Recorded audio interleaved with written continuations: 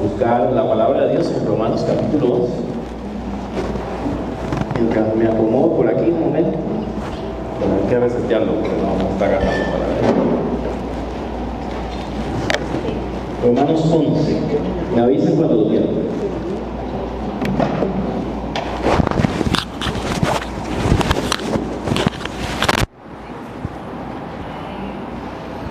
Gloria a Dios. Romanos 11. Voy a leer una porción para ustedes. Digo pues, ¿ha desechado Dios a su pueblo? En ninguna manera, porque también yo soy israelita de la descendencia de Abraham, de la tribu de Benjamín. ¿No ha desechado Dios a su pueblo, al cual desde antes conoció? ¿O no sabéis que él dice de Elías, la escritura, cómo invoca a Dios contra Israel diciendo: Señor, a tus profetas han dado muerte y tus altares han derribado, y solo yo he quedado. Procuran matarme. Pero ¿qué le dice la divina respuesta? Me he reservado 7,000 hombres que no han doblado la rodilla delante de Baal. Así también, aún en este tiempo, ha quedado un remanente escogido por gracia. Y si por gracia, ya no es por obras. De otra manera, la gracia ya no es gracia. Y si por obras, ya no es gracia. De otra manera, la obra ya no es obra. Bueno, esta noche nos corresponde, el versículo 6 se las trae, ¿verdad? Pero esta noche nos corresponde cerrar prácticamente el tema de Israel, que lo vimos en dos partes. ¿Quién se acuerda dónde vimos la primera parte sobre Israel? ¿Qué capítulo? No se me queden así asustados, hermanos. No los voy a regañar como el domingo, no se preocupen. Ok, acá queda. El capítulo 9. En el capítulo 9 habíamos estudiado la promesa de bendición que era para Israel. Y llegamos a la conclusión que esa promesa de bendición se cumplió en nosotros, ¿verdad? Que la salvación que era para Israel fue para todas las naciones, que en la simiente, ¿verdad?, que en la descendencia de Abraham se aplicó a nosotros, y de esa manera toda la iglesia o las personas que vienen a ser parte de la iglesia, que entregan su vida a Jesucristo, reciben la promesa de salvación. Entonces, según el capítulo 9, parece que nos enseña que nosotros fuéramos el Israel de Dios, que las promesas que eran para Israel pareciera que en parte son para nosotros, según el capítulo 9. En el capítulo 10 hacemos una pausa. En el capítulo 10 vimos que se está hablando acerca del mensaje de salvación, del mensaje del evangelio. Y lo más importante ahí de todo lo que estudiamos en el capítulo 10 es que la salvación viene por el oír, y el oír la palabra de Dios. Y habían dos cosas que había que hacer, ¿verdad? Creer en el corazón y confesar con la boca.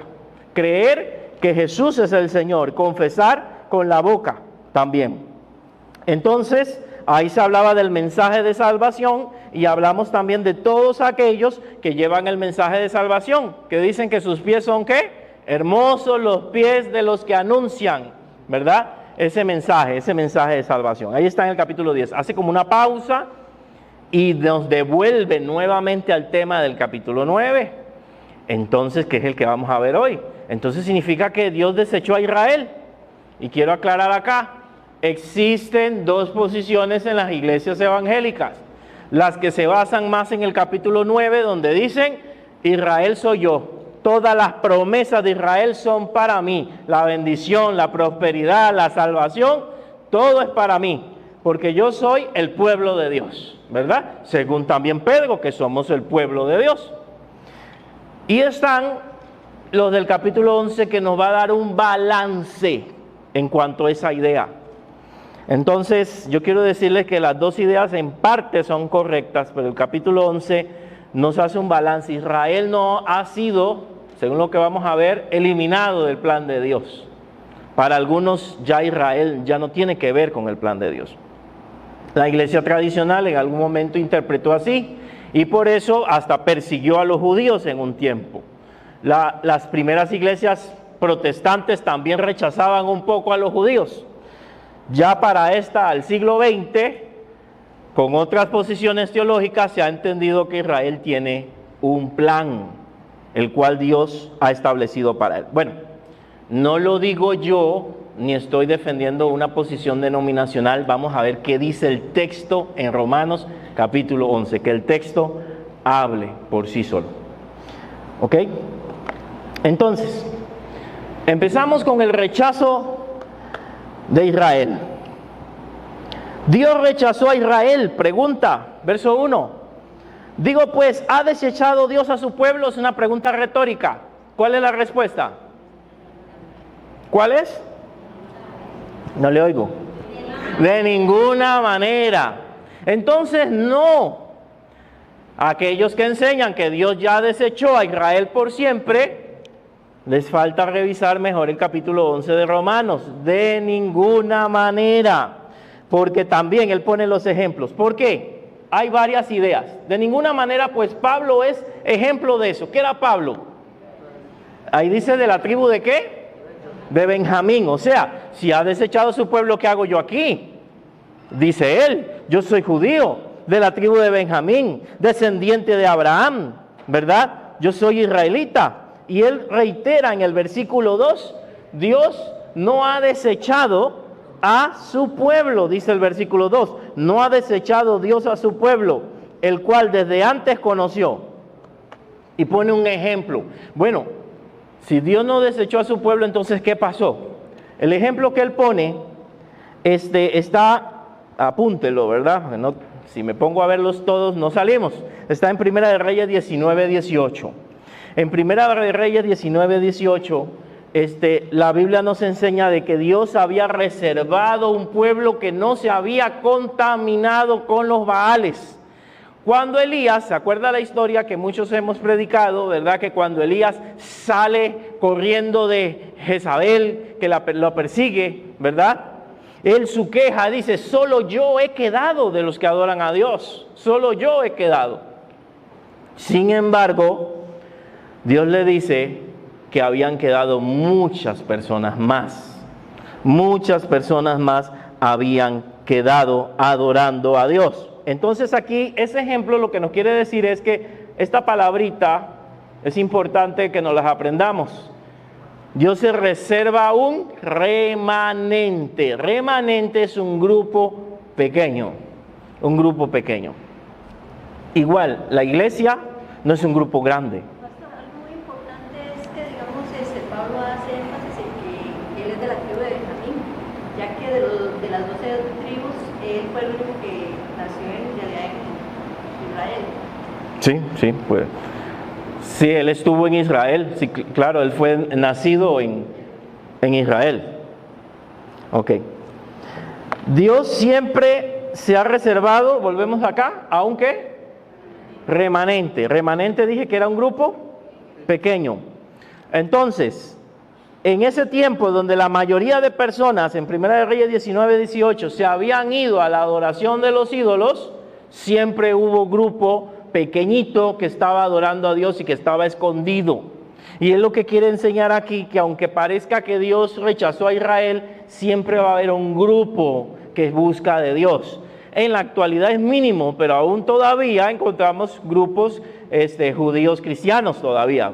Son muy pocos, pero sí los hay, siempre hay un remanente. La iglesia somos un remanente comparado, aunque seamos miles de personas en la actualidad, comparada a digamos, la cantidad de religiones y personas que hay en el mundo. Somos un grupo pequeño. Nos consideran que como uno de los grupos minoritarios. Estamos en la lista de grupos minoritarios. Se supone que uno de los colores de las banderas esas de colores que representaba a los grupos minoritarios estábamos metidos ahí nosotros. Ahora nos robaron la bandera, se la llevaron, ya sabe para qué, ¿verdad? La bandera arcoíris. Pero éramos también un grupo minoritario, aunque ha ido en crecimiento. Entonces Dios siempre se reserva un remanente fiel. Y ese remanente fiel, según el versículo 5, él viene a reiterar, siempre es escogido por gracia. Y la Reina Valera aquí sí como que hace un trabalenguas grandísimo. Aquí yo le recomiendo mejor para este versículo la Nueva Versión Internacional. Otras versiones lo reducen, repiten menos. Lo que quiere decir que es por gracia y no por obras. Ahí vuelvo a decir, porque si fuera por obras no sería por gracia, pero si fuera por, y vuelvo a repetir lo mismo. Lo que quiere decir que la salvación, aún para ellos, para los israelitas, es por gracia, no por obras. Así que Dios no ha desechado a Israel. Ahora, habrá gente que va a decir, bueno, pero es que aquí se está refiriendo a los creyentes que se convierten del judaísmo y se meten en la iglesia. Entonces eso es una posición. Está hablando de Pablo, era cristiano, por así decirlo. Entonces él está hablando de los cristianos. Va a encontrar algunos que está diciendo que sí, son judíos, pueden ser salvos, pero siempre y cuando entren por el cristianismo. Interesante. Pero más adelante vamos a ver que él se está refiriendo a un pueblo, a un grupo más fuerte, no a salvaciones individuales de personas que se integran al cristianismo, como fueron los judíos cristianos o los discípulos, los primeros discípulos del Señor. Aquí viene, preste mucha atención, acá. Comienza a explicar entonces qué fue lo que pasó con Israel, por qué entonces Israel rechaza a Dios.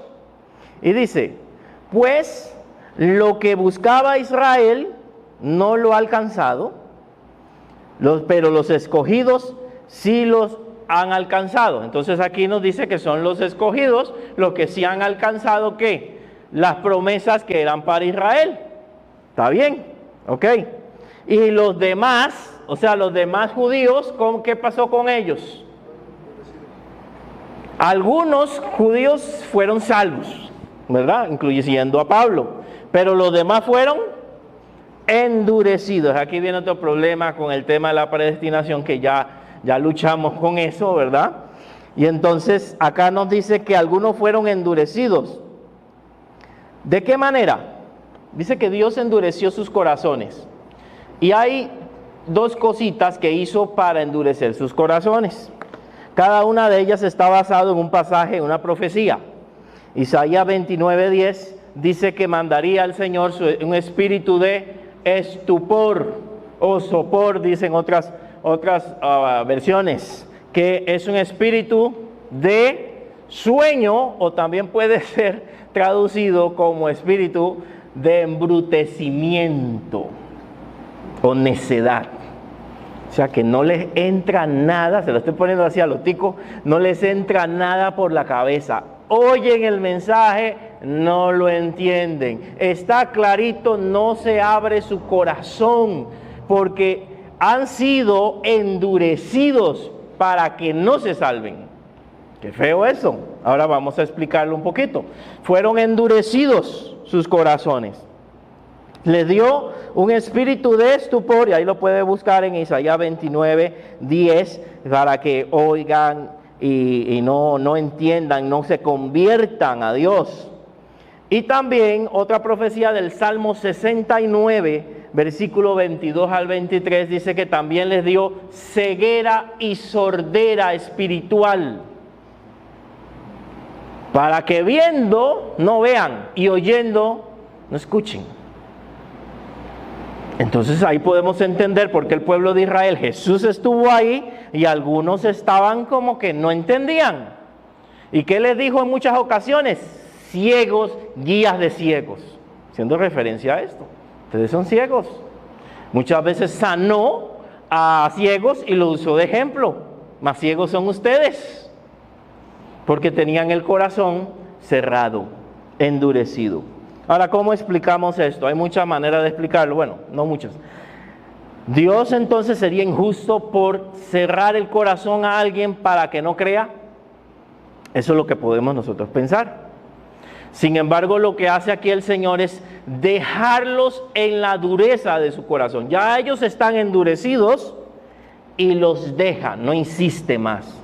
No persiste en ellos porque ya tienen un corazón endurecido.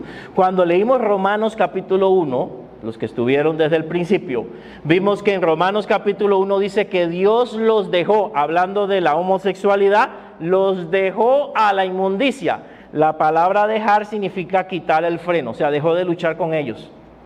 Los dejó, haga lo que usted quiera hacer. Es lo mismo. ¿Usted quiere rechazar al Señor? Está bien, dele. No les voy a insistir, no les voy a obligar a que no lo hagan, no voy a tocarles el corazón, háganlo. Y eso es lo que pasó, endurecieron su corazón.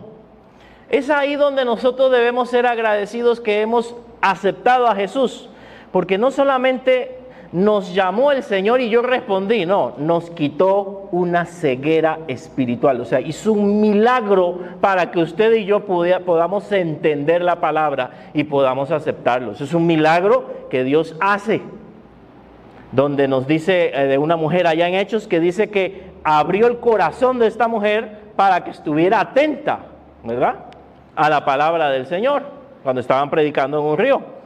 Es Dios el que toca, pero también es el Dios el que deja a la gente en su endurecimiento. Entonces, eso es lo que pasó con Israel, los dejó endurecerse, los dejó ser tercos, espíritu de estupor, espíritu de torpeza o embrutecimiento, lo voy a decir así, ¿verdad? O espíritu de sordera y ceguera espiritual.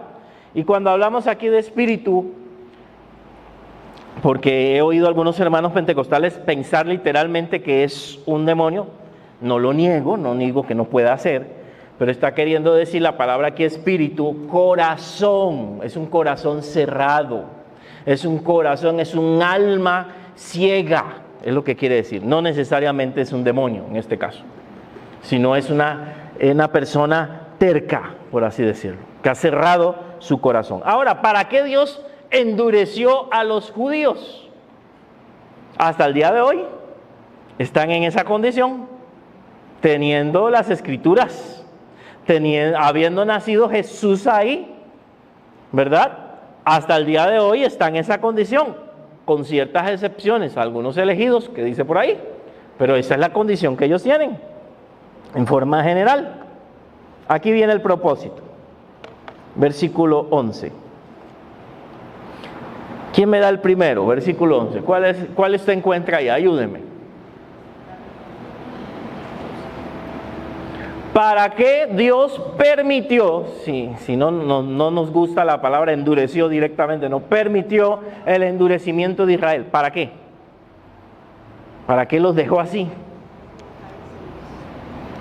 Entonces es una, ¿sí? Pero hay una más. En el 11,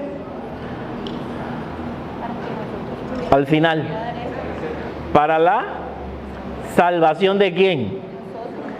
¿Qué son los gentiles? No se lo olvide, gentiles son pueblos. Los endureció a ellos para que las promesas de Dios fueran para nosotros. Oiga, qué bendición. Qué mal por ellos, pero qué bendición para nosotros. O sea, lo que era de ellos, en este sentido sí tienen razón los que dicen que eso lo heredamos nosotros, las bendiciones espirituales que eran de ellos, nos las achacan a nosotros. Nos metieron en el propósito de Dios. ¿Y por qué? Porque también somos herederos, porque somos descendientes de Abraham, no por sangre, sino por fe. Porque como vimos, Él es el Padre de la fe. Y nosotros cuando creemos en Jesucristo nos hacemos también hijos de Abraham. Y heredamos también esa bendición. Así que nos metieron, nos adoptaron y nos metieron en la herencia, por así decirlo. No teníamos parte, aquí lo va a aclarar bien más adelante. No teníamos parte ni lugar, sino que el Señor nos metió por una promesa que había ahí para las naciones, nos introdujo y nos bendijo. Pone a Israel en pausa, la pone en pausa para nosotros bendecirnos. Si no hubiera hecho eso, no tendríamos salvación nosotros. No existiría la iglesia de Jesucristo, solamente el pueblo judío. Así que sirvió para salvar a los gentiles. Verso 12, bueno, también lo que dijo mi hermana, para provocarlos a celos, ¿verdad? O sea, para pullarlos así, para dejarlos pulladitos. Eso tiene un propósito en el futuro. 12, si su transgresión es la riqueza del mundo, O sea, el pecado de Israel fue de bendición a la humanidad. Su defección, que también quiere decir caída, la riqueza de los gentiles. Es la misma idea. Pero vea esta pregunta. La puede ver en el verso 12, hay una pregunta retórica muy importante. ¿Cuánto más su plena? Léalo bien. No es que ellos van a ser restaurados simbólicamente y con los pocos judíos que se están convirtiendo todavía al día de hoy, no. Su plena es completa restauración. Cuando venga la plena restauración de ellos va a ser más bendición. Si con su caída fuimos bendecidos, ¿cómo será la humanidad cuando se levante Israel? Es lo que está queriendo decir ahí, cuando venga su plena restauración. O sea, leyendo este capítulo no puedo dudar de que Dios tiene un plan para Israel. No lo puedo torcer ni hacerlo simbólico, porque Él está aclarando aquí plena, o sea, es completa. No un grupo como él mismo, Pablo, que algunos judíos, y la iglesia empezó con judíos, pero lo que se formó no fue Israel, se formó fue la iglesia de Jesucristo. Y después el evangelio vino a todas las naciones y ya los judíos casi no, muy pocos. Ahora él dice que en el futuro va a haber una plena restauración. Ahora, dice, porque a vosotros hablo gentiles, por cuanto yo soy apóstol a los gentiles, honro mi ministerio. Ahí hay dos versículos que los iba a quitar, hermanos, pero no puedo quitarlos. 13 y 14. Parece que Pablo de repente se inspira y nos corta el tema, porque Pablo es así. De repente viene hablando y de repente se sale, como todo predicador, se sale y comienza a hablar de otra cosa y después vuelve al tema. Entonces, quiero decirle que este 13 y 14, lo iba a poner como punto aparte, pero no quería llenar tanta la diapositiva. Esto es como un pensamiento, una cápsula en medio. Él dice, por eso es que estoy predicando. Por eso honro mi ministerio. Por eso predico. ¿Para qué? Verso 14. Para provocar a celos a los de mi sangre. O sea, para que queden picados. Y a ver si salvo a alguno. Él sabe que no es el tiempo de salvación para ellos. Pero por lo menos intento a ver si alcanzo a algunos que otro judío. Y sí, alcanzó muchos. Entonces, este es como una cápsula, hay un pensamiento ahí hablando de su ministerio. Pero ahora volviendo al mismo punto, este va con este. 11-12 con el 15. La exclusión de Israel, porque su exclusión es la reconciliación del mundo, o sea, haberlo excluido, reconcilió al mundo con Dios, o sea, a través de la iglesia. ¿Qué será? Vuelve la misma pregunta retórica. ¿Qué será? O sea, ¿qué va a pasar si se le vuelve a qué? Su admisión, si vuelve de nuevo. Ve la esperanza que tiene él. ¿Qué va a hacer? Ahí lo dice después del sino. Vida de entre los muertos, la resurrección de los muertos. Es lo que vendría cuando Israel sea admitido nuevamente. La resurrección de los muertos. Vida de los muertos, de entre los muertos. O sea, significa que eso no es ahora, eso es al final de los tiempos. La restauración de Israel. Los que estudiamos Apocalipsis tal vez podrán encajar lo que vimos ahí. Y si no, búsquelo por ahí en los videos. Tenga buena suerte si los encuentra. A veces ni yo los encuentro. Búsquelo por ahí. Esto encaja con lo que menciona Apocalipsis. Entonces, la caída de Israel sirvió para salvar a los gentiles, pero si se vuelve a admitir, si Dios le da una oportunidad a Israel, va a traer mucha bendición. La resurrección de entre los muertos. Alguien dirá que es simbólica. Puede ser, pero yo creo que está hablando la resurrección final de entre los muertos. Ahora él va a argumentar acá, es que ahora tenemos, sí nos da tiempo, va a argumentar acá sobre la restauración, va a hablar sobre la restauración de Israel y va a dar ejemplos de que sí es posible restaurar Israel. Y uno de ellos está en el verso 16. Hermanos, los que estuvieron viendo ahí los versículos, algo que tengo aquí para aclarar, los versículos en los cuales Pablo va como citando del Antiguo Testamento, y dice David, y dice esto, que generalmente están entre paréntesis, yo se los busqué, usted ve que estos versículos no son como literales, no se encuentran de forma literal. Le explico. Los apóstoles usaban una versión de la Biblia que se llamaba la Septuaginta o la versión de los 70. Era una versión en griego. Por eso no encaja con nuestro Nuevo Testamento así palabra por palabra. Es otra versión que usaban ellos. Se llamaba la Septuaginta, una versión griega para poder predicar a la gente de habla griega en aquella época. No usaban el texto masorético, que es del cual traducen nuestras Biblias. Va al original. Ellos usaban una traducción para que la gente pudiera entenderles mejor. Vea la importancia de las traducciones. Ellos usaban una traducción. La traducción de los 70, por si la quiere buscar por ahí, aunque es en griego, pero para que usted sepa. Por eso no son literales los versículos que están ahí. Ejemplo de restauración.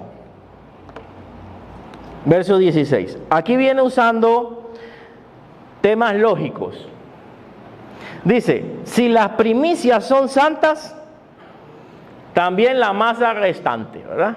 ¿Y eso qué es eso? ¿Qué quiere decir? Vamos a ver si me explico.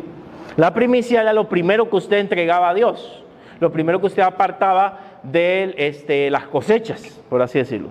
Si digamos, si Dios me bendijo con esto, esta cantidad, y yo saco el diezmo, la primicia para Dios, lo primero que vino, no solamente es bendita la primicia que le ofrendo a Dios, sino que también es bendita ¿qué? Lo que me voy a comer, la tortilla, la que me quedó, porque yo la estoy consagrando a Dios. Es bendita la que estoy entregando, pero también la parte que me estoy quedando.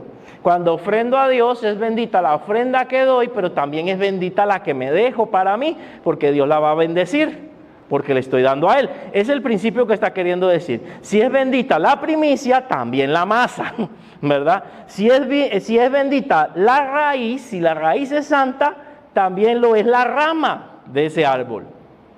Entonces, no es posible que la iglesia sea bendita e Israel sea maldita. No es posible, porque de ahí viene también, venimos nosotros, viene la iglesia. No es posible. Si es bendita una parte, la otra también. Si fue elegida una, la otra también. Si hay un propósito para la iglesia, también hay un propósito para Israel. Es lo que le está argumentando aquí. Si es bendita una, es bendita la otra, ¿verdad? Me captaron que para ellos es un ejemplo sencillo, para nosotros no tanto. Entonces, ahora, después de explicar él claramente esta parte, ¿verdad? Dando a entender que si la iglesia salió de Israel, aquí le voy a poner el significado en esta y en la otra, fue escogida Israel, que es el pueblo original, ¿verdad? En la masa, también ha sido elegido. También es bendita. También es importante para Dios. Entonces, ¿ve por qué no puedo decir que Israel fue desechado y que ya nosotros somos 100% el Israel de Dios? Hay que tener cuidado con eso. Porque el texto me está dando a entender que todavía hay algo para Israel. Todavía hay una promesa para ella. Todavía ella tiene algo que Dios quiere hacer con ella. Y otro de los ejemplos es el del olivo. El del olivo. Habían dos tipos de olivo, el olivo silvestre y el olivo que ellos estaban cultivando, ¿verdad? El silvestre, el que nace por ahí por cualquier lado, ¿verdad? Y el olivo que ellos cultivaban. Entonces, nos dice en el versículo 17, pues, si alguna de las ramas fueron desgajadas, estamos hablando de Israel, ¿verdad? Israel es la mata de olivo. Si alguien podó la mata, ¿quién la podó? Dios. Eliminó y desechó a algunos judíos, ¿verdad? Fueron desgajadas. Tú, o sea, la iglesia, ¿qué iglesia le está hablando? Esto también es muy importante, ¿verdad? Y no quiero meterme mucho, pero es bueno que usted vaya analizando. ¿A qué iglesia está hablándole Pablo? Ajá, pero ¿cuál iglesia? Vea el libro nada más. A los romanos. Preste mucha atención con esto. Y dice, algunas ramas fueron desgajadas. Tú siendo olivo silvestre, o sea, nosotros los gentiles, pero literalmente la iglesia de Roma también, éramos olivo silvestre, o sea, no éramos la planta bonita, no éramos la planta cosechada por Dios. Fuimos arrancados de otro lado y nos plantaron, ¿me entiende? No éramos el pueblo escogido. El olivo es el pueblo escogido. El olivo silvestre somos nosotros. Las ramas desgajadas son los que el Señor desechó. Los judíos que no alcanzaron la salvación, que los podó, Él los podó. Él los podó. Pero dice acá, si nosotros siendo olivo silvestre, fuimos ¿qué? ¿Alguno trabaja con plantas? Fueron injertados. ¿Cómo es un injerto? No es natural. Le pegamos, en teoría, perdonen mi ignorancia, le pegamos una rama, la amarramos, ¿verdad? Por supuesto que tiene un proceso, cada planta tiene un proceso para que pueda pegar. Hay hasta injertos de plantas distintas, ¿verdad? Los he visto. Una vez me enseñaron un palo de no sé qué con una rama de otra cosa y da fruto. Y da fruto. No es lo mismo, pero da fruto. Es lo que está queriendo decir allí. En ese tiempo, para que usted sepa, el olivo silvestre se injertaba a menudo en el olivo natural, ¿verdad? Que se estaba cosechando, cuando éste empezaba a decaer, cuando éste ya no estaba produciendo. Entonces lo podaban, que es lo que el Señor hizo con el pueblo de Israel, y buscaban un olivo silvestre y se lo injertaban, y muchas veces volvía a la vida y a dar fruto esta planta. ¿Qué hizo Dios con Israel? Israel ya no estaba dando fruto. La poda y nos busca a nosotros y nos injerta en la promesa para que nosotros diéramos fruto de salvación, alcanzáramos las almas que Israel ya no iba a alcanzar, porque Israel se cerró para sí mismo, ya no hablaba a otros de Dios, solo se creía la más santa y nos tuvo que injertar a nosotros para producir fruto. Y de ahí podemos ver los mensajes de Jesús acerca de la vid verdadera y que debemos dar fruto y que todo el que no da fruto lo cortará. Únalo a eso. Es lo que está queriendo decir también con la iglesia. Si la iglesia tampoco se pone las pilas, no, que la iglesia de Jesucristo siempre permanece. Las iglesias que no están dando fruto, el Señor las poda, las corta. Ve Apocalipsis. Si no te arrepientes, le dice a una de las iglesias, creo que la de Éfeso, ¿verdad? Quitaré tu candelero de su lugar. Entonces sí lo puede hacer. Quitaré el poder, el impacto, la luz que tenías y se lo daré a otro. Entonces, Israel vino a ser relevantada, pues, así como pueblo de Dios, reedificada, al colocar el olivo silvestre, o sea, nosotros nos injertaron en lugar de ellos. Vea que aquí cortaron la rama, ¿verdad? Y esta. Y aquí hicieron un injerto de olivo. Esta es una fotografía de un injerto de olivo. Ahí está injertado. Y aquí, en otras lo vi que ya estaban dando fruto. Para que participáramos de ¿qué? De la raíz. La raíz. Se dice que Jesús es la raíz de David, ¿verdad? ¿Qué raíz? La savia del olivo para que corra vida a través de nosotros, salvación. Es lo que está queriendo decir. Nos injertaron y nos hicieron parte del pueblo de Dios para que pudiéramos tener salvación. En otras palabras. Bueno, ¿qué puse aquí? Los gentiles no éramos parte del pueblo, no éramos el olivo, pero fuimos introducidos, éramos el olivo silvestre, para recibir ¿qué? Savia del olivo. La promesa de salvación. Esto es lo que Pablo está queriendo explicar aquí, metafóricamente, en este sentido. O sea, tú eres un injertado, no le está queriendo decir. Tú no eras parte del pueblo. Te introdujeron por gracia, por misericordia, a las promesas de Dios. Pero todavía hay una raíz. Todavía hay una mata ahí.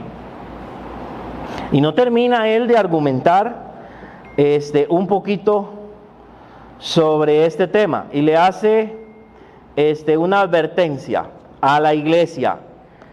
¿A qué? La iglesia que estamos leyendo este mensaje, y principalmente la iglesia de Roma, la iglesia romana, porque es la iglesia de los romanos. Eso tenemos que tenerlo claro. 18 dice, no te jactes contra las ramas. Y si te jactas, sabe que no sustentas tú a la raíz, sino la raíz a ti. O sea, no puedes jactarte contra las ramas originales. Yo soy el pueblo de Dios y soy mejor que estos judíos, qué bárbaros, que no sé qué. O sea, no te jactes. En la historia, la iglesia tradicional y también la evangélica hoy en día se jactaron de la salvación. Se han jactado.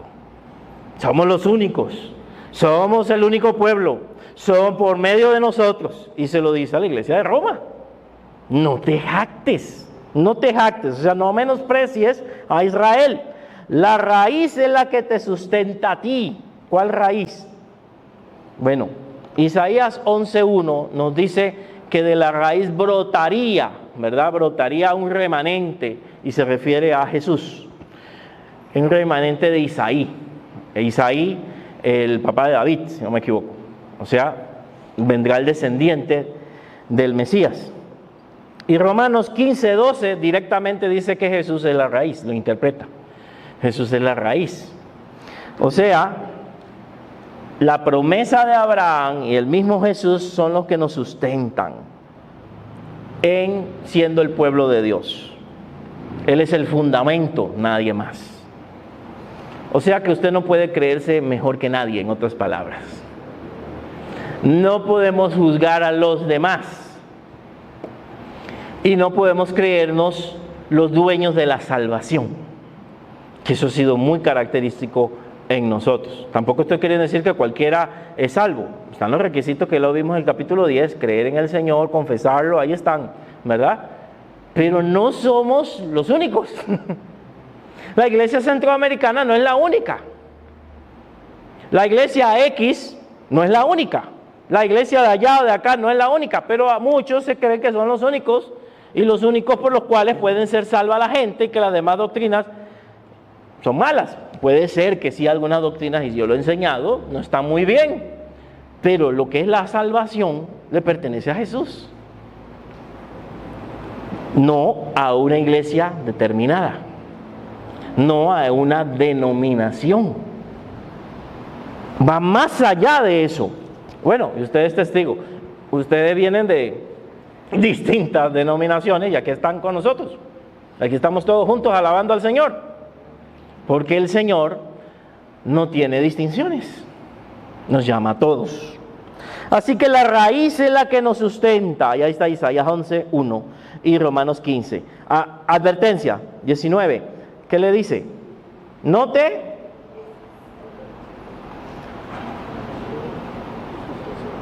Dice que no se enorgullezca, ¿verdad? Las ramas dirán, fuimos desgajadas para que yo fuese injertado. Pero el verso 20 dice, pues bien, por su incredulidad fueron desgajadas. O sea, dice que Dios las endureció. Lo habíamos estudiado, ¿verdad? Pero aquí dice que ellos hicieron algo. Entonces, cuando veamos esto de predestinación, a veces hay que tener cuidado. Sí, pero hay algo que hace el ser humano. ¿Qué hizo aquí Israel? Fue incrédulo. ¿Y qué hace Dios? Lo deja en su endurecimiento. Israel fue endurecido, pero aquí vemos el problema de Israel, y eso lo vamos a ver en los que estudiamos el viernes, ¿verdad? Israel fue endurecido, pero ellos fueron incrédulos, así que ellos tienen responsabilidad. Pero tú, iglesia, por la fe estás en pie. No te crezcas, no te ensoberbezcas, sino, ¿cuál es la recomendación al verso 20? Teme, ten temor de Dios. Y aquí hay una advertencia, hermanos. Y suena dura. Porque si no perdonó a las ramas no, ¿verdad? A las ramas naturales, La M y la N me suenan parecidas, pero no. A las ramas naturales. ¿Cuáles eran las ramas naturales? Israel. Si no perdonó a las ramas naturales, oiga, a ti tampoco te perdonará. O sea, ¿qué es lo que no me va a perdonar? Eso sí, porque Dios nos perdona todos los pecados. Entonces, ¿qué está hablando aquí? ¿Cuál pecado no me va a perdonar? La incredulidad. ¿Somos cristianos e incrédulos? ¿Nos decimos hijos de Dios y vivimos como si no conociéramos a Dios? La fe en Jesucristo debe seguir permaneciendo en la iglesia para que la iglesia siga siendo iglesia. Y dice, si te alejas, si pierdes la fe, si permaneces en incredulidad, Él no te perdonará. ¿Cómo una iglesia puede dejar a Dios afuera? ¿Cómo una iglesia puede ser incrédula? ¿Se acuerdan en Apocalipsis también? Dice aquí yo estoy a la puerta y ¿qué? Llamo. El que abre la puerta, ¿qué dice él? Cenará conmigo, yo con él. Pero ¿qué hace Jesús? Era un mensaje a una iglesia. ¿Qué hace fuera de la iglesia? Yo estoy a la puerta, pero no está dentro del corazón. Dice que está a la puerta. Habían sacado a Jesús de la iglesia. Entonces podemos decirnos cristianos y tener a Jesús y al Espíritu Santo allá afuera. Y no entra en nuestros cultos. Y hablamos de Dios y cantamos a Dios, pero no está aquí. Qué triste sería eso, que una iglesia X no esté Dios, esté un montón de cosas, esté un montón de normas, esté un montón de tradiciones, pero ya Dios se alejó de esa congregación hace tiempo. Y es lo que está queriendo decir ahí. Ten cuidado que te puede pasar lo mismo que a los judíos. Yo sé que pensamos que eso no puede pasar, pero lo está diciendo la Escritura. Debemos tener temor y respeto de Dios. Verso 22.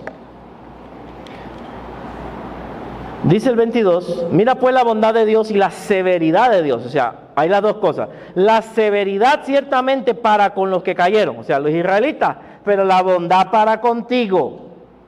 Pero hay una condición. ¿Cuál es la condición? Si permaneces, ¿a dónde? En esa bondad. Dios va a ser bueno con nosotros y es bueno con nosotros, pero si nosotros permanecemos fieles, si nosotros le seguimos, si nosotros permanecemos en su bondad, si no nos alejamos de su amor y de su gracia. Qué interesante, ¿verdad? Observa que Dios fue severo con Israel, pero es bondadoso con nosotros si permanecemos, ya no me alcanzaba, en su bondad. Pero entonces, pobre Israel, ¿qué va a hacer de Israel? Pablo se fue un momentito y nos exhorta un poquito, ¿verdad? Ahora regresa al tema de nuevo. Y el tema es en el verso 23. Véalo conmigo. Y aún ellos, ¿quiénes son ellos? Cuando él habla de nosotros, ¿a quién está hablando? De la iglesia cristiana. Cuando él habla de ellos, ¿de quién está hablando? De los judíos. Ok. Y dice, aún ellos, si no permanecen en incredulidad, ¿serán qué? ¿Qué palabrita dice ahí? Injertados. Dios aquí como jardinero. Si ellos se arrepienten, los vuelvo a injertar de nuevo. No, pero es que ya ellos perdieron las promesas. Ya ellos no son el pueblo de Dios. Enseñan algunos. El pueblo de Dios somos nosotros. Sí, estamos recibiendo las promesas de Dios y si somos un pueblo de Dios. Pero si ellos se arrepienten, Dios es poderoso para volverlos a injertar, volverlos a levantar, volverlos a introducir en el plan de la salvación. Entonces yo no puedo enseñar de que ya Israel no, si el texto me está diciendo que Él puede injertarlos. Pastor, pero Él está hablando, me puede decir alguien un argumento, Él está hablando de los judíos que se convierten por ahí. No, Él está hablando de injertar las ramas de nuevo que habían sido cortadas, que habían sido desechadas, volverlas a pegar, volverlas a injertar. Si se injertó un olivo silvestre, puede volver a injertar a Israel. Si levantó una iglesia de entre nosotros, que teníamos un montón de creencias en todos estos pueblos, no puede volver a levantar Israel, que tiene promesas, que tiene palabra, que tiene las escrituras, que tiene muchas cosas a su favor. Así que Dios es poderoso para volver a injertar a Israel. Verso 24. Porque si tú fuiste cortado, ya casi terminamos, del que por naturaleza es olivo silvestre, y contra naturaleza fuiste injertado en el olivo, tú, estamos hablando de nosotros, estamos hablando de la iglesia, cuanto más ellos o estos que son las ramas naturales serán injertados en su propio olivo. Claro que como es un lenguaje metafórico no se capta tan fácil, pero está queriendo decir que Él los puede volver a incluir de nuevo. Para Él no hay imposibles. Hoy rechazan a Dios, pero si Él quiere les abre el corazón en el momento que Él quiera y pueden volver. Entonces esto sucederá, por lo que se ve ya en los últimos versículos, sí. 25. Y ya Él va a hablar como una profecía, y dice aquí: porque no quiero, hermanos, que ignoréis, y dice, este misterio, es algo profundo lo que va a hablar, para que no seáis arrogantes. O sea, los romanos estaban volviendo creídos en cuanto a vosotros mismos, que ha acontecido a Israel endurecimiento en parte. ¿Hasta cuándo? ¿Hasta cuándo van a estar endurecidos? Hasta que haya entrado la plenitud de los gentiles, se haya completado el tiempo de los gentiles. O sea que tenemos un tiempo aquí, es lo que quiere decir. La iglesia no va a estar para siempre, tiene un tiempo definido. Entonces, el endurecimiento de Israel es hasta el fin, o hasta que se haya completado, o hasta que sea la plenitud del tiempo de los gentiles. Este periodo de salvación que hoy se nos predica a nosotros, los gentiles, va a terminar en algún momento. Cuando culmine ese periodo, entonces vienen otras cosas. O sea, la gracia, las facilidades que tenemos, entre comillas, para buscar de Dios, van a terminar. Y eso lo enseña Apocalipsis también. El tiempo de gracia es hoy. El tiempo para buscar a Dios es hoy. No sabes mañana. Es hoy. Y este es el tiempo de los gentiles. Ahora, lea conmigo, ¿verdad? Para que no diga, pastor me está metiendo historias. Verso 26. Alguien que lo lea para que lo escuchen ustedes mismos. Con voz de trompeta, sí. Luego todo Israel será salvo, como está escrito: vendrá de Sion el libertador, que apartará de Jacob la impiedad. Luego todo, aquí no dice algunos, todo, porque está hablando de nación, todo Israel será ¿qué? Salvo. Está hablando del futuro. Y luego todo Israel será salvo. ¿Y quién va a venir? El libertador. Según Isaías 59:20, el Redentor. ¿De quién está hablando? De Jesús. La venida del Señor. En su venida termina nuestro tiempo. Y empieza el de ellos. ¿Qué le parece? El tiempo de los gentiles termina con la venida del Señor. Entonces, la iglesia no va a existir para siempre. Tenemos un propósito específico aquí en la tierra. Usted sabe que es evangelizar, usted sabe que es prepararnos, usted sabe que es santificarnos, es buscar almas, la salvación de las personas, porque en algún momento Dios dice, ya terminó el partido, se acabó, tiempo fuera, viene el otro equipo. Y como vemos en Apocalipsis, si ve los 144,000 de todas las tribus de Israel y todo lo que se habla allá, ¿verdad? Es el periodo de Israel, los 2 testigos y todo lo que estudiamos meses atrás. Ya es tiempo de Israel. Tiempo de Israel. Nuestro tiempo es ahora. Ahora le pregunto, ¿no estará decayendo la iglesia también?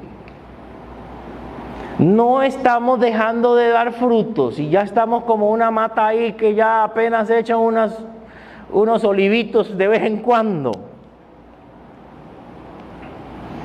Si nosotros dejamos de dar fruto, el olivo original se acerca para ser injertado. Porque ya nuestra función termina. ¿Qué ha pasado con la historia de la iglesia, hermanos? ¿Por qué se han levantado tantos grupos? No estoy de acuerdo con tantos grupos. Pero es que cuando decae un grupo, Dios levanta otro para que haga la función que éste ha dejado de hacer. ¿Me entiende? Si vemos la historia de las iglesias, ha sido cuando ha decaído otra iglesia.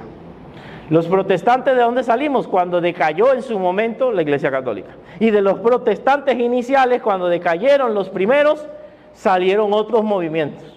Pero ahora lo que sale no es muy bueno lo que sale ahora.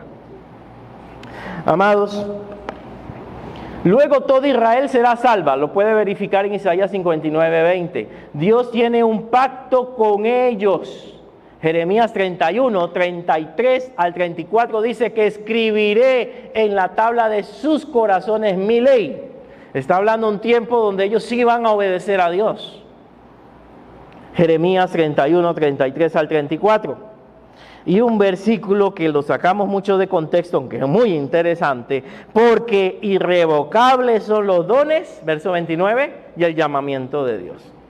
Yo he oído gente que dicen, el pastor no me puede quitar mi ministerio porque irrevocables son los dones y el llamamiento, y sacan este versículo 29. Nadie me puede quitar nada. Sí, la habilidad no te la pueden quitar, es cierto, tienes razón, porque Dios te la dio, pero las autoridades te la pueden limitar. Te pueden decir, ya no puede funcionar ahí, te pueden mover de lugar. ¿Y qué pasan algunos? No, nadie me lo quita, me hago una iglesia por allá, nadie me manda a mí. Aquí se está refiriendo no a los dones espirituales específicamente, se está refiriendo al llamado de Dios. O sea, el llamado que Dios le hizo a Israel fue irrevocable. Se va a cumplir, aunque ellos hayan fallado por este periodo de tiempo, en algún momento los va a volver a levantar, los va a volver a llamar, en algún momento. Esto se aplica también a nuestras vidas, hermanos. ¿Cuánta gente se aparta de Dios? Pero si Dios tiene un propósito, puede ir muy lejos, el Señor los llama de nuevo, los atrae a Él y hace su plan. Golpeados sí por la vida, pero van a cumplir su plan. Tarde o temprano vas a cumplir la voluntad de Dios. Así que yo prefiero cumplirla a la buena, no a golpes. Porque aunque sea en los últimos momentos de tu vida, vas a hacer la voluntad de Dios. Es lo que va a pasar con Israel. El llamado para Israel es irrevocable. Verso 30. Pues como vosotros también en otro tiempo, ahora está hablando de la iglesia, ¿verdad? Como ustedes en otro tiempo, ¿qué pasó? Éramos, ¿qué? ¿Cómo éramos? ¿Y qué alcanzamos? Pero habéis alcanzado misericordia. Así también estos ahora son desobedientes. Los judíos son desobedientes. Pero ¿qué dice aquí? Para que por la misericordia concedida a ustedes, ellos también alcancen misericordia. O sea, que en algún momento ellos alcancen misericordia de Dios también, como nosotros la alcanzamos. Eso es lo que quiere decir el versículo 30 al 32 prácticamente. Así que Dios sujetó a todos en desobediencia, dice el verso 32, para tener misericordia al final de todos. Al final salva a todos. Y Pablo, en vez de comenzar a extrañarse, ya voy a cerrar, ahora sí, de verdad, en vez de comenzar a extrañarse, ya los veo así tristes, él alza una alabanza, cierra con una alabanza. Esta palabra que puse ahí, lo iba a cambiar para que no se confundiera, pero es bueno que nos las aprendamos. Hace una doxología. Doxología es alabanza a Dios. Antes, cuando las iglesias cantaban himnos, habían unos himnos que eran de doxología, ¿verdad? Que expresaban alabanza al Señor. En la Biblia hay pedazos de himnos y de cánticos. En Filipenses, que no voy a mencionar ahí porque alguien tiene que tocar ese tema, en Filipenses hay una doxología también. Hay cánticos en las Escrituras. Y aquí es una alabanza que hace Pablo y dice, acá, verso 33. No lo voy a explicar, solo lo voy a leer porque es una alabanza. Dice así: oh profundidad de las riquezas de la sabiduría y de la ciencia de Dios. O sea, él queda admirado de cómo Dios hace las cosas. Cuán insondables son sus juicios e inescrutables sus caminos. Porque ¿quién entendió la mente del Señor? Aquí estamos tratando, ¿verdad? ¿O quién fue su consejero? ¿O quién le dio a él primero para que le fuese recompensado? Porque de él y por él y para él son todas las cosas. A él sea la gloria por los siglos. Y vea que cierra con un amén porque es una adoración. Amén que él hace. O sea, él alaba a Dios de ver el plan de Dios en el capítulo 11. Cómo Dios nos llamó a nosotros, nos metió en su plan, nos salvó, puso en pausa a Israel y al final de los tiempos llamará a Israel de nuevo para que cumpla su propósito. Él alaba a Dios por eso. Y lejos de decir nosotros no entiendo nada, ¿verdad? Debemos alabar a Dios porque Él hizo una pausa en su plan y nos introdujo para salvar a la iglesia.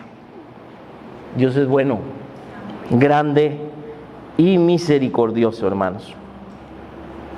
Israel rechazó a Dios y Dios permitió que su corazón se endureciera. Dios aprovechó ese rechazo para alcanzar a las demás naciones. Dios nos injertó como iglesia en su plan y nos hizo ser parte del pueblo de Dios. Pero Dios no ha olvidado por completo a Israel. Cuando se complete el tiempo de nosotros, que por las señales parece que queda poco, Dios volverá a tratar con Israel, probablemente en la última evangelización del mundo.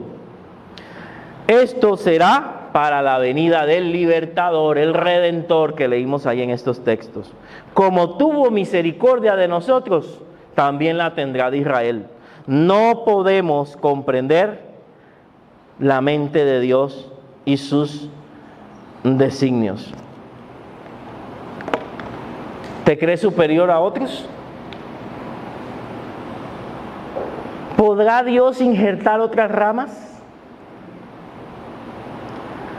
¿Somos como iglesia un pueblo obediente? Y no quieren que me moleste, ¿verdad? Habrá iglesias que han dejado de ser iglesias hace rato y otras que están acercándose al Señor. Hay iglesias que pueden terminar en sectas, hermanos, que comenzaron bien y se fueron alejando. ¿Oras por Israel y su salvación? El rey viene pronto, hermanos. Terminará nuestro tiempo y empieza el tiempo para Israel. ¿Estás aprovechando este tiempo para hacer la voluntad de Dios? Que vinieron el domingo para usar sus dones, sus talentos, sus minas, cuando el rey diga y te pida cuentas. ¿La iglesia se estará apartando del Señor como lo hizo Israel? Uy, tristemente pareciera. Estoy hablando de iglesia en general. ¿Eres incrédulo también? ¿Estás alejado del Señor? ¿Hay alguien aquí con un corazón endurecido? ¿Qué tal si oramos?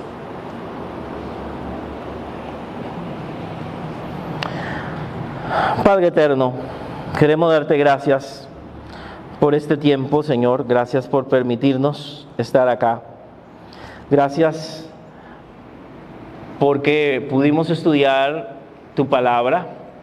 Y aunque tal vez el texto un poco difícil, creo que nos has ayudado a poder comprender la esencia del mismo. Mi Dios, ayúdanos a ser humildes y a cumplir el propósito por el cual nos tienes acá. Como iglesia, Centro Luz Bíblico, Luz y Esperanza, que podamos redescubrirnos y encontrar cada día el propósito por el cual estamos aquí. No estamos aquí solamente para hacer cultos, estamos aquí para ganar almas para ti, para dar testimonio en esta comunidad de tu amor hasta que tú vengas por nosotros. Prepara nuestro corazón. Si nos hemos enfriado, si nos hemos alejado de la fe, aún estando en la iglesia, si nos hemos apartado de tus principios bíblicos, te pedimos perdón. Ayúdanos, porque no queremos ser alejados de ti, sino queremos estar unidos siempre a la fuente, unidos siempre a la savia, donde hay vida y donde hay bendición. Hoy tristemente vemos también cómo algunas iglesias se apartan de la palabra por otras cosas, por dinero, por modas. Otras como se enfrían y se vuelven una religión más. Ayúdanos a nosotros a no hacerlo, no a criticar, pero a vivir conforme a tu voluntad, para que cuando tú vengas podamos darte cuentas de todo lo que nos has dado. Gracias, Dios, por este tiempo. Ayúdanos a meditar en tu palabra y a ponerla por obra. Y nos alegramos igual que Pablo. Nos alegramos por tu grandeza, por tu riqueza, por tu sabiduría, por tu misericordia para con nosotros, porque nos llamaste cuando no éramos pueblo, cuando estábamos perdidos, cuando estábamos alejados. Nos llamaste y nos hiciste parte de tu iglesia. Gracias, mi Dios. A ti sea la gloria por los siglos de los siglos. Amén. Amén. Que Dios me les bendiga, amados hermanos.